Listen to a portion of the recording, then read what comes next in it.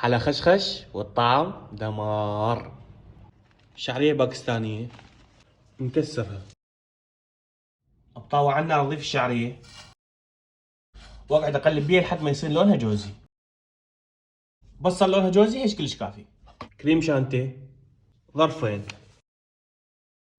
كريم كراميل، علبتين قشطة، حليب مكثف ربع علبة، كوب حليب، ونخلط. وبصير عندنا بهذا القوام كلش كافي. اي نوع بسكت انتم تحبونه نغمسه بالحليب ونصفه بالبايركس. وهسه نضيف الكريمة، وهسه نجيب الشعرية الباكستانية، وهسه نرجع نعيد الطبقات من جديد.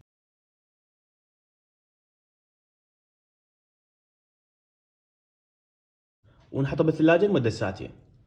وهاي بعد ما طلعتها من الثلاجة، وهسه نجرب.